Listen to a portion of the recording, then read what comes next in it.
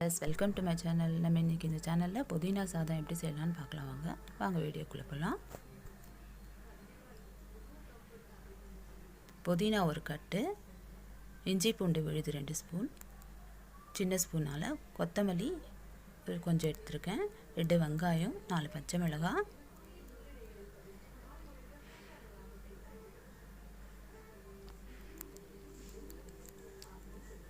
சோம்பு, கிராம்பு, 1/2 கப்பு பெரிய கப்பால் அரிசி 1/2 கப் எடுத்துருக்கேன்.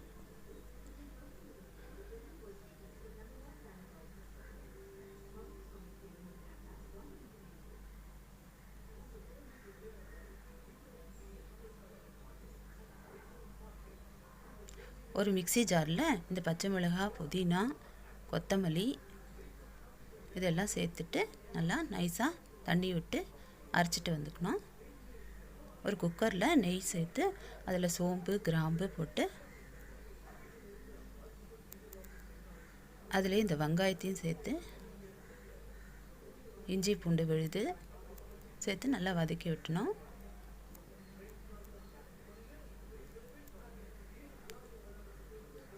நல்லா வெங்காயம் வதங்கினதுக்கப்புறம் இந்த அரைச்சி வச்சுருக்கோம்ல புதினா, கொத்தமல்லி, பச்சை மிளகாய் அந்த விழுதையும் இதில் சேர்த்துடணும்.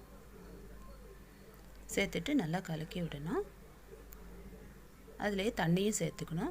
1க்கு 2 தண்ணி சேர்க்கணும். அதுக்கு தகுந்த மாதிரி தண்ணி சேர்த்துக்கணும்.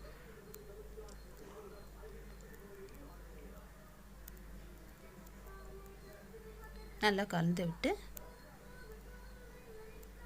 உப்பு சேர்த்துக்கணும். தேவைக்கேற்ற உப்பு சேர்த்துட்டு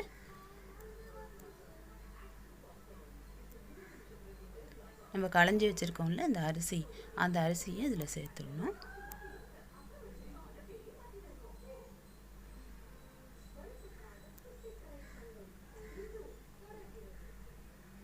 சேர்த்து நல்லா ஒரு கொதி வந்ததுக்கப்புறம் குக்கர் மூடி வச்சுட்டு 2 விசில் வந்ததுக்கப்புறம் ஓப்பன் பண்ணி பார்த்தா நம்ம புதினா சாதம் ரெடி. புதினா சாதத்துக்கு சைட் டிஷ்ஷாக கொத்தமல்லி சட்னி. இந்த கொத்தமல்லி சட்னி எப்படி செய்யலான்னு பார்க்கலாம் வாங்க. ஒரு வாணலியில் எண்ணெய் விட்டு அதில் உளுத்தம்பருப்பு 4 ஸ்பூனு, பச்சை மிளகாய் 2 போட்டு நல்லா வதக்கணும்.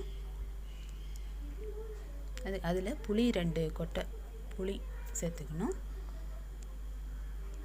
அதில் உப்பு சேர்த்துட்டு தேவைக்கிட்ட இந்த கொத்தமல்லி ஒரு பிடி கொத்தமல்லி அதையும் சேர்த்து நல்லா வதக்கி விடணும்.